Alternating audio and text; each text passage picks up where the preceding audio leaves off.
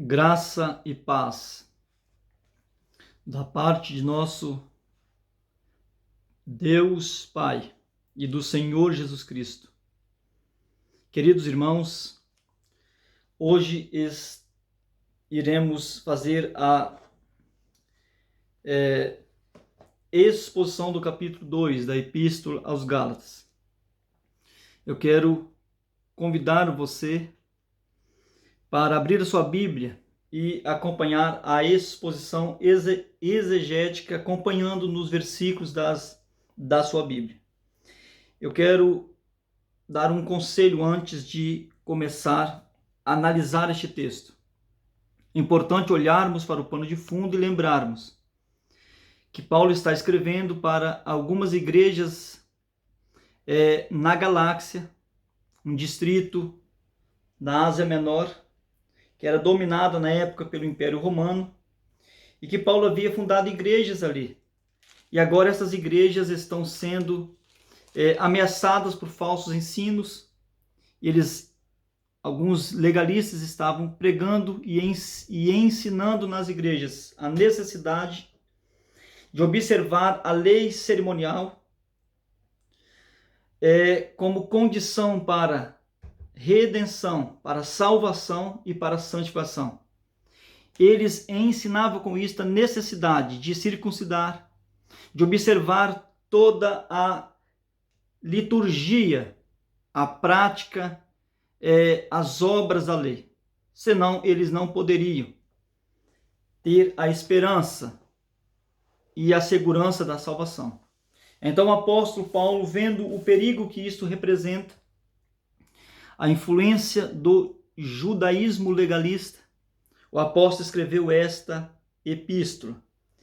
Ao olharmos para esta verdade, precisamos entender bem o pano de fundo, o sentido temporal, o objetivo dessa escrita para as igrejas da galáxia, o que estava acontecendo. E então, quando compreendo essas verdades, estou pronto para exaurir deste texto verdades atemporais, doutrinas que fundamentam a fé da igreja em todo o tempo. A partir deste ensino para a igreja dos Gálatas, o Espírito Santo estava nos ensinando a igreja em todo o tempo como viver o Evangelho de Jesus Cristo. O Evangelho que nos liberta das obras da lei, que nos liberta do poder do pecado e que nos torna livres em Jesus Cristo. Isso é muito importante, lermos tendo conhecimento do pano de fundo desta epístola. Bem, o capítulo de número 2, o apóstolo Paulo escreve dizendo: depois, passado 14 anos, subi outra vez a Jerusalém com Barnabé, levando também comigo Tito. Os irmãos se lembram de Barnabé?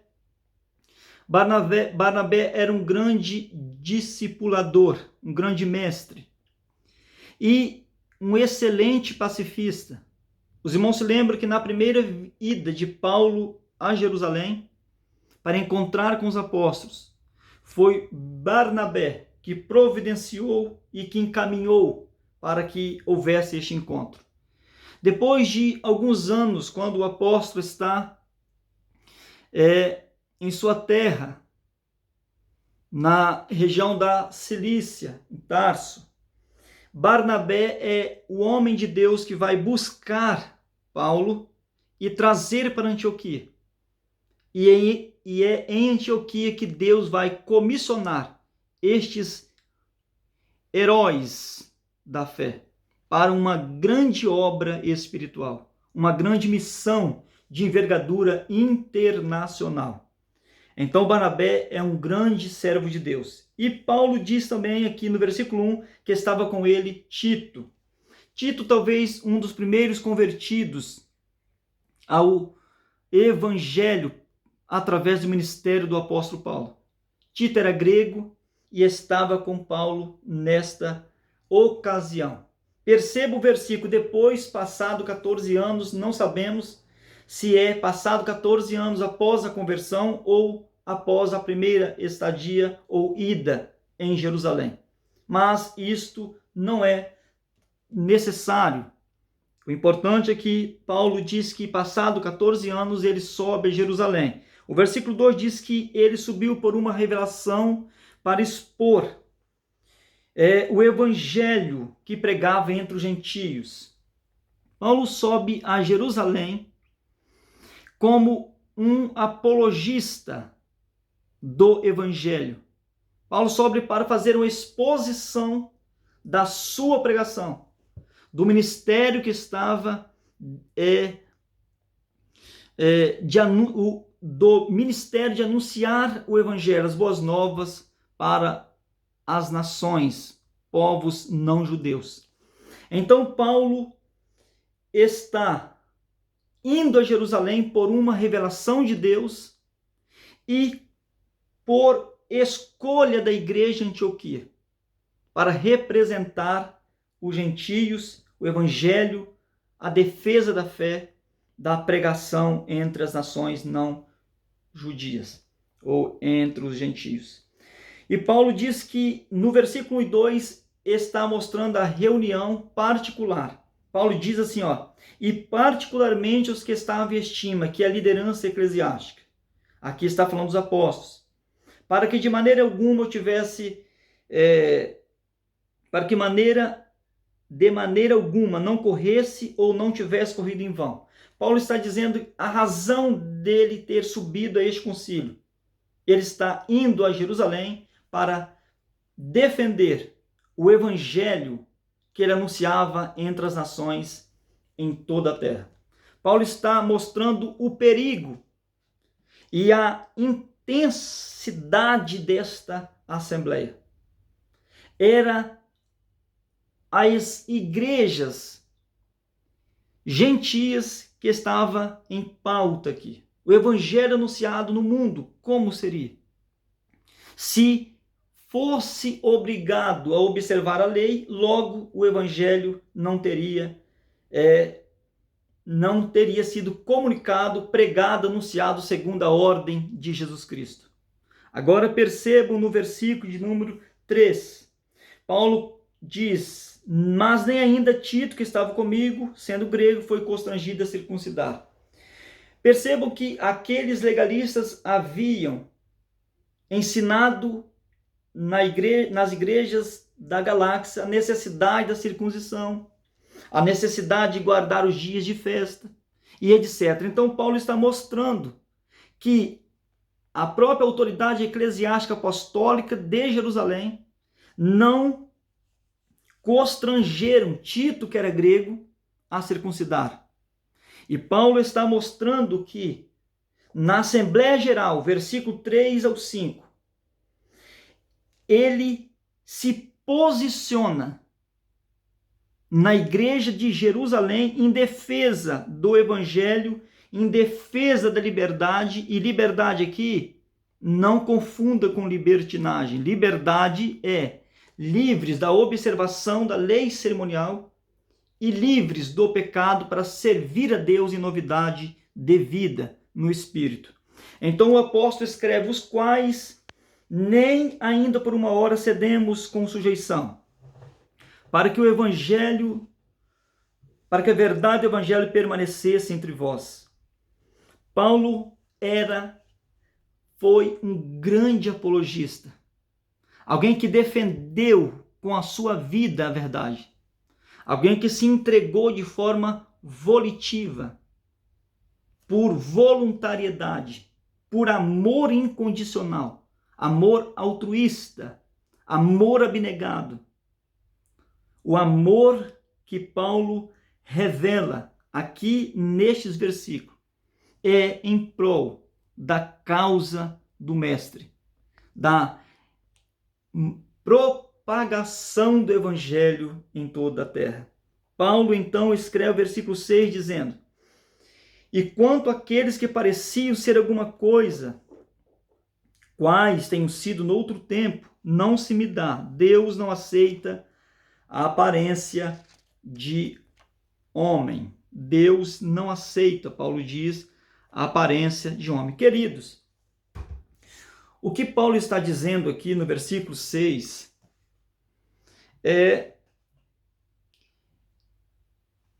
não tem o objetivo de diminuir, de desrespeitar,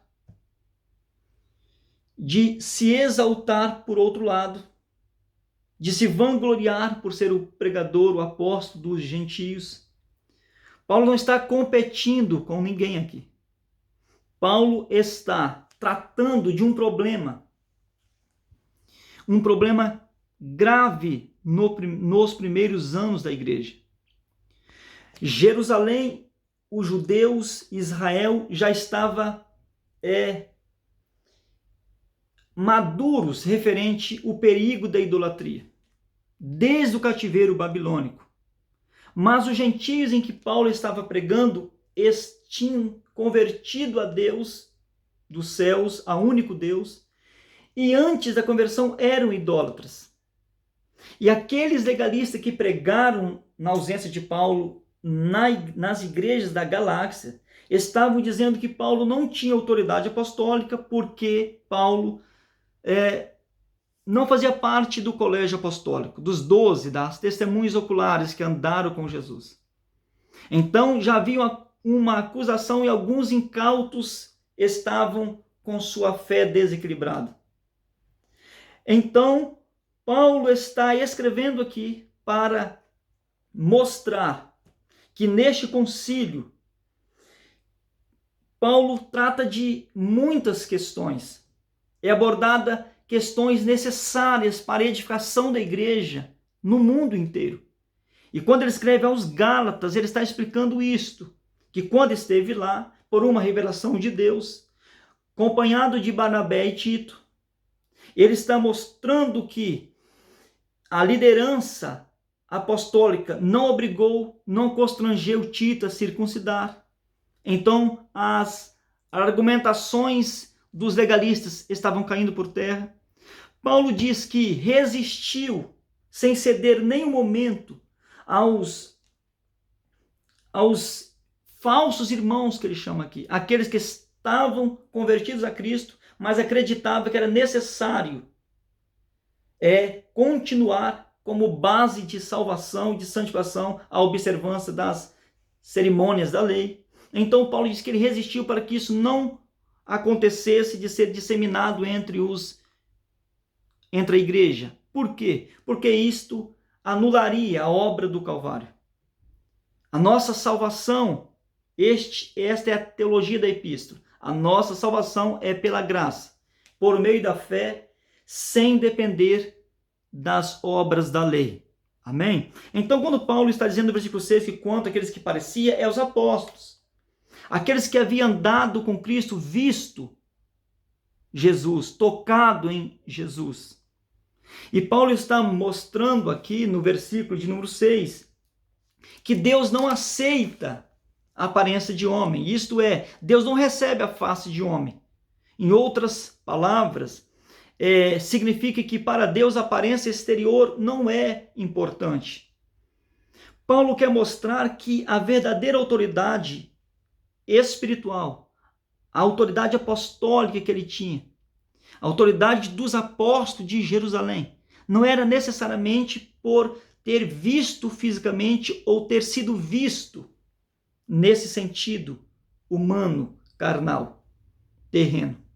Mas ele mostra que a base da autoridade não vem com base na relação exterior de um passado com Jesus histórico na terra. Mas a base da autoridade vem com a luz da experiência interior de um presente com Cristo, de um Cristo ressuscitado. A autoridade espiritual se dá aí. Os apóstolos só foram cheios do Espírito depois que Cristo foi ressuscitado, que eles foram batizados com o Espírito Santo, que receberam o poder para ser testemunhas, enviados, mensageiros, apóstolos. Isso é muito relevante. Queridos, neste versículo agora 7 ao versículo 10, ele mostra que a própria estrutura, as colunas consideradas da igreja, Pedro, Tiago e João, eles deram adestras. O que significa dar as destras?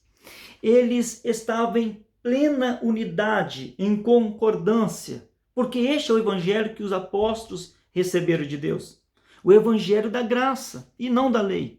Então eles deram adestras em unidade espiritual, em unidade teológica, doutrinária, moral, ética e etc. Isso é muito singular. Então Paulo está mostrando que ele tem autoridade apostólica como o apóstolo Pedro. E Paulo está mostrando que assim como Deus levantou Pedro para o evangelho entre os gentios, entre os judeus, Deus o levantou para testemunhar entre os gentios. Amém? Isso é algo muito maravilhoso, isso é algo muito relevante para a nossa fé, para a nossa vida espiritual, compreendermos esta verdade. Olha que Pedro, tudo indica que é líder das missões da igreja sede em Jerusalém, assim como Tiago é líder da administração da igreja. E João é aquele íntimo que na última ceia recostaram ao peito de Jesus, o apóstolo amado. É bom olharmos para isto e entender que Paulo aqui não está de maneira alguma desrespeitando. Não, se isto houvesse alguma ideia, Paulo não teria subido a Jerusalém. Subir a Jerusalém mostra o oposto, a humildade, a comunhão. Subir a Jerusalém para uma assembleia, um concílio, o que está descrito em Atos capítulo 15, onde Paulo fala, onde Pedro fala, Tiago, e há uma concordância para que o evangelho fosse difundido, pregado em toda a terra. A partir do versículo 11, o apóstolo está mostrando outra circunstância que ocorreu em Antioquia e que vai dar consistência ao evangelho que ele pregava. Quer ver? Versículo 11 diz: E chegando Pedro em Antioquia, lhe resisti na cara porque era repreensível. Porque antes de que alguns tivessem chegado da parte de Tiago, comia com os gentios, mas depois que chegaram, se foi retirando e apartou-se deles, temendo os que eram da circuncisão. E os outros judeus também dissimulavam com ele, de maneira que até Barnabé deixou levar pela sua dissimulação. Percebam que estes 3 versículos mostram uma recaída de Pedro. Quando Pedro está aqui, isto é logo após este concílio.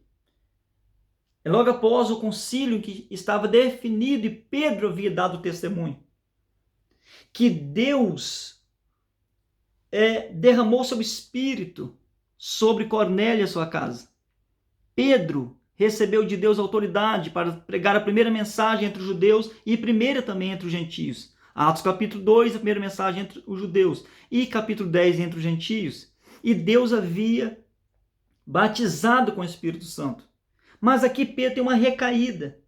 E quando Pedro está em Antioquia, uma igreja florescente, uma igreja avivada, cheia do Espírito, Pedro se associa naturalmente como cristão, uma nova criatura em Cristo Jesus, e se assenta à mesa e come com os cristãos gentios.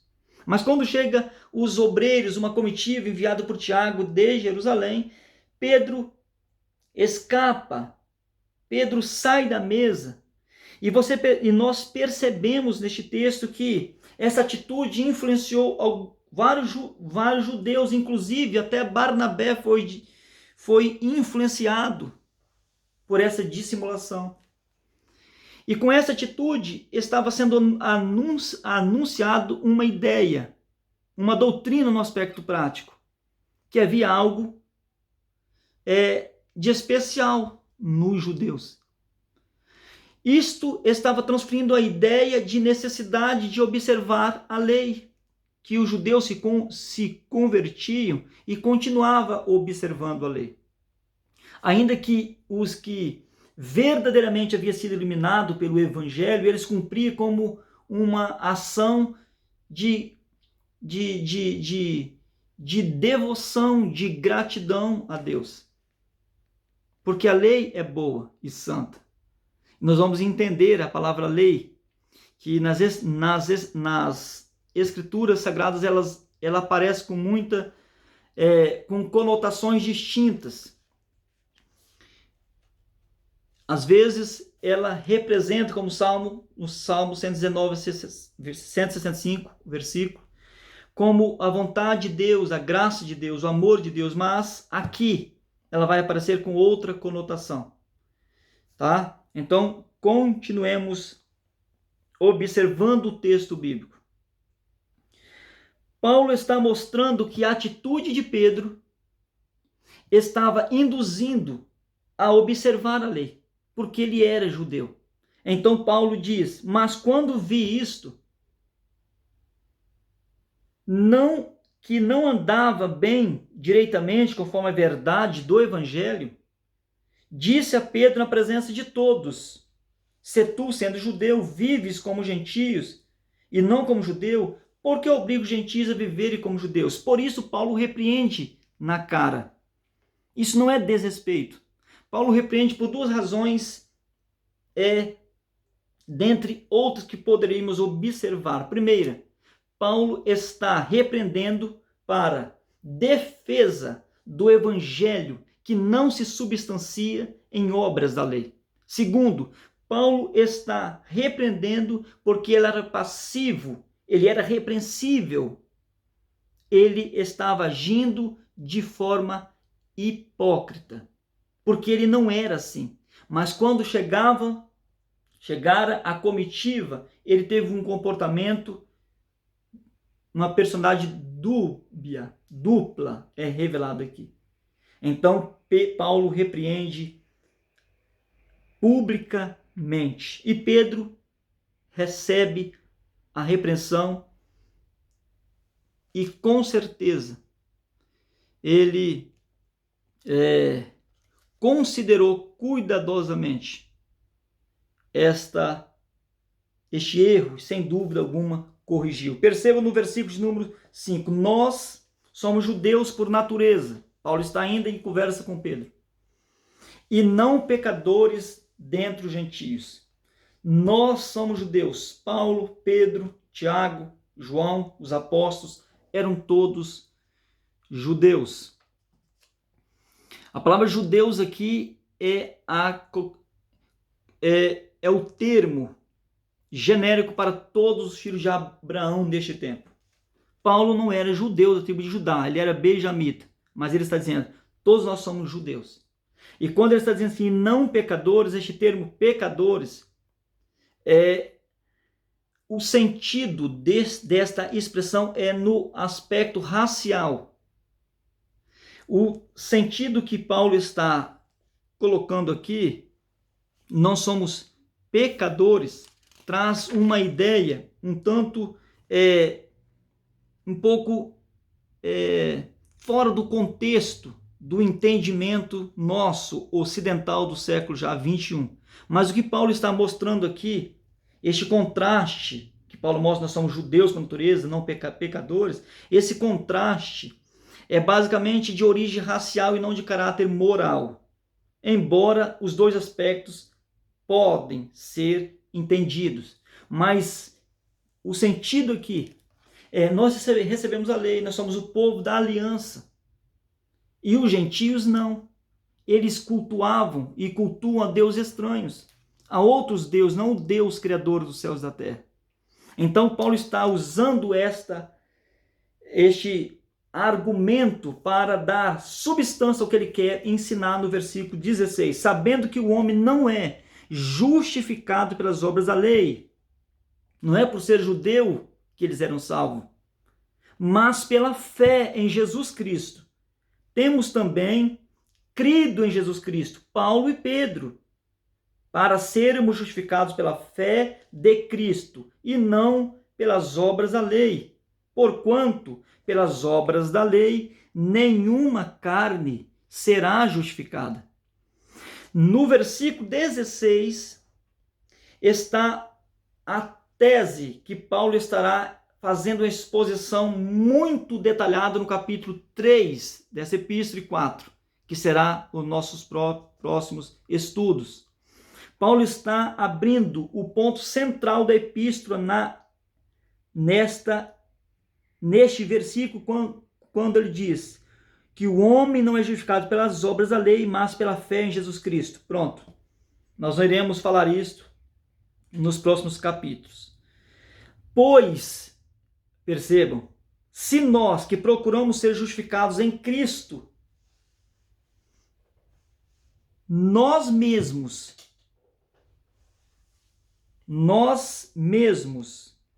também somos achados pecadores, é porventura Cristo ministro do pecado? De maneira nenhuma. A palavra pecadores aqui no versículo 15, você está acompanhando em sua Bíblia, é um termo racial e legalista. E no versículo de número 17, outra vez ele diz, nós mesmos também somos achados pecadores. O sentido aqui, outra vez, é no conceito legalista da lei. O que é legalista da lei? Os judeus consideravam-se superior, o povo santo, o povo dos privilégios, e eles estavam atribuindo isto pelas obras de cumprir o ritual da lei. E não é este o propósito que a lei foi dada por Deus por meio de Moisés no Monte Sinai. A lei revela a vontade de Deus, mas os legalistas estão cumprindo obras humanas, obras físicas, carnais, como a circuncisão, por exemplo. E com isto eles estão se autodenominando os santos e o resto que não observava estes conceitos de fé, todos eram pecadores. E Paulo está dizendo aqui que nós também somos achados pecadores, achados pela ótica dos legalistas. Aí ele vai fazer uma pergunta retórica, no versículo ainda. Porventura, Cristo é ministro do pecado? Para os legalistas, era. Mas Paulo está dizendo, de maneira nenhuma. Jesus não é ministro do pecado. Jesus veio e cumpriu a lei de Deus e os profetas. E em nenhum momento Paulo está aqui ensinando que a liberdade cristã é viver um conceito de fé que eu mesmo vou definir. Não presuma esta ideia, porque é um grande erro. A vida cristã implica em uma vida consagrada, em uma vida abnegada, em uma vida, querido, resoluta na presença de Deus, uma vida dinâmica no Espírito, uma vida guiada pela luz, uma vida que reflete a natureza de Deus de forma extraordinária. É ter a lei latente em nosso coração e ser externada na vida prática, porque a lei de Deus se resume em amá-lo, a Deus sobre todas as coisas e ao próximo como a ti mesmo. Mas eles estavam observando nada do amor ao próximo, porque eles condenavam todos o legalismo, e por cumprir regras físicas, leis carnais, eles estavam se autodenominando santarrões e condenando o mundo inteiro, ao ponto de Paulo de dizer aqui, para eles nós, Pedro, também somos pecadores. Mas Jesus é ministro do pecado? De maneira nenhuma. Agora veja o versículo 18, porque se torna edificar aquilo que destruir. O que havia sido destruído? A fé legalista que Pedro, que Paulo, que os judeus que agora estavam transformados pelo Evangelho da Graça conheceram, se eles tornam a reconstruir este conceito, este princípio, esta religião. Paulo está dizendo, constituo-me. Logo, o quê? transgressor. Por que transgressor? Porque estaria indo contra a lei do amor, a lei da vida de Romanos 8,3, a lei de vida que Cristo nos libertou da lei do pecado, pelo Espírito, pelo seu Santo Espírito. Que coisa extraordinária. No versículo de número 19, porque eu pela lei. O que Paulo está mostrando, meus queridos irmãos, nos versículos 15 ao 18, é muito forte. Que Paulo está aqui mostrando que lei é nomos, obras humanas. Isto é um conceito limitado, é um conceito carnal da religião. É um conceito errado. Mas Paulo está mostrando que a salvação não vem por essa observação. Está também nos Salmos, os profetas já falavam isso. Salmo 143 e verso 2. Olhando para esta verdade, nós chegamos à essência da doutrina cristã. Paulo já mostrou que subiu a Jerusalém por orientação de Deus, que os apóstolos deram as destras se unir em unidade plena. Paulo já mostrou que havia um perigo dos gentios divinizar os apóstolos para andar com Cristo. Mas Paulo já fundamentou que a verdadeira autoridade não vem por aparência. Paulo mostra que vem pela comunhão com Cristo ressuscitado. Paulo já mostrou que Pedro, sendo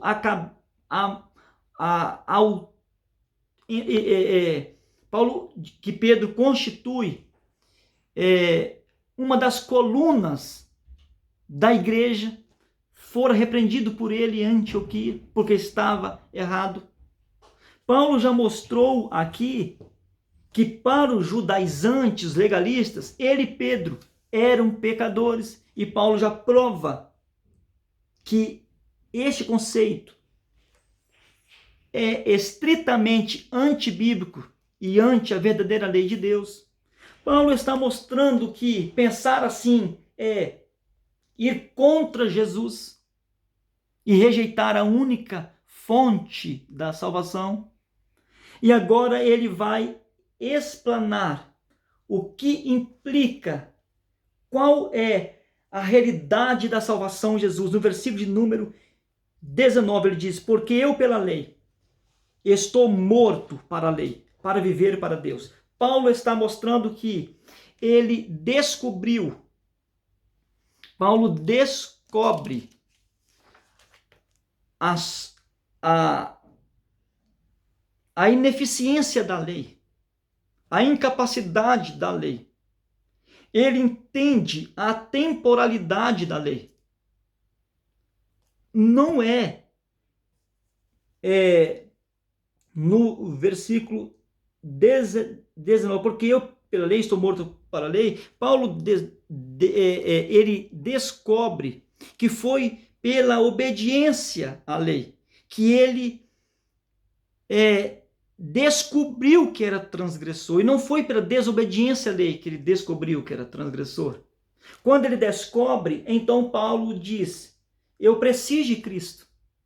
Então Paulo diz: eu pela lei estou morto para a lei. Paulo está dizendo que, como a lei era insuficiente para a salvação, ele se entregou a Cristo. A obra que Jesus realizou na vida dele, ela tem um peso tão extraordinário que Paulo diz: eu estou morto para a lei. E estar morto aqui implica muitas verdades. Paulo está mostrando de um rompimento completo. Não é continuar observando mais nada no sentido cerimonial. Jesus já aboliu, ele cumpriu toda a lei cerimonial ao se entregar como sacrifício vicário em nosso lugar expiatório para nos redimir. Ele é o Cordeiro de Deus. Versículo 20, já estou crucificado com Cristo. Já estou crucificado com Cristo. A nova vida em Cristo, ela precisa, ela é possibilitada somente quando o cristão é crucificado com Cristo. É interessante olharmos este conceito do apóstolo Paulo aqui, em que o homem entra em Cristo. Quando o homem entra em Cristo, ele entra na sua morte, ele morre com Cristo. E quando ele morre com Cristo, ele está apto a ressuscitar com Cristo. Significa que pela fé o homem faz da sua morte, ele faz sua morte a de Cristo. Eu estou crucificado, Paulo diz no versículo 20, com Cristo. Só que ele não está morto, não é uma autocrucificação, não é se pregar, não é se mutilar, não é se destruir como o paganismo. Paulo diz, não, eu estou vivo. O que morreu é o homem do pecado. É a carne, é o ego, é o corpo de pecado que nós vamos explicitar no capítulo 5. Mas eu estou vivo. O que morreu foi o eu, o que decidia, o que se auto-justificava pela observação externa da lei. Mas depois de conhecer a verdade, descobrir que a verdadeira e única salvação é na pessoa singular de Jesus, e é por meio da sua morte que nós morremos com ele e entramos na sua vida. E quando entramos na sua vida, temos o benefício presente, qual? Versículo diz, eu vivo, mas não eu. Paulo diz, eu vivo agora. Isto mostra, querido, que no tempo presente, o Evangelho, a presença de Cristo nos garante vitória. Sabe o que é isto? Poder sobre a morte, poder sobre o pecado, sobre o inferno. É uma vida triunfante. É uma vida de glória. Oh, glória a Deus, percebo que coisa extraordinária com Cristo, Paulo está dizendo. Eu fui livre, Romanos, no capítulo 5, versículo 1, ele vai abrir nessa epístola mesmo, com Cristo. Vivo, mas não eu, mas Cristo vive em mim. Que vida é esta? E, queridos, esta vida que vivemos pela fé é uma vida de novidade em Deus. É uma vida na semelhança da sua ressurreição. É uma vida que produz frutos para Deus. É uma vida em novidade de espírito. É uma vida triunfante de glória. Agora percebam no versículo 20, isto é, Paulo em um único versículo está sintetizando o que significa ser liberto do legalismo, do pecado, ser liberto da condenação e viver em Deus. Ele está mostrando qual é a vida que Deus tem para nós aqui na terra. E ele diz assim, e a vida que agora vivo, na carne vivo na fé, no Filho de Deus a condição é pela fé, a qual me amou e se entregou por mim mesmo. Essa vida, queridos, ela acarreta uma crise de capitulação. Isto é, quando o crente rende a soberania de Deus, há uma crise. Isto implica em entendermos que o homem está devolvendo, entre aspas, a Deus. Ele está devolvendo a Deus o que o homem usurpou no jardim do Éden. O que significa isto? É que com a usurpação nos tornamos escravos do pecado. E assim como os judeus estavam mesmo com a lei, mas somos livres agora, e Paulo diz assim, a implicação dessa crise de capitulante deve ser vivenciada em um processo vitalício, um processo referido por Paulo como andar, marchar no Espírito, viver no Espírito. Já estou crucificado com Cristo. Agora o versículo de número 21 não aniquila a graça de Deus, porque se a justiça provém da lei, segue-se que Cristo morreu em vão. Cristo não morreu em vão. Glorifique a Deus e seja um crente cheio dessa convicção bíblica, doutrinária e teológica. Seja cheio do Espírito Santo e testemunhe o poder de Deus em sua vida. Deus te abençoe. Um grande abraço.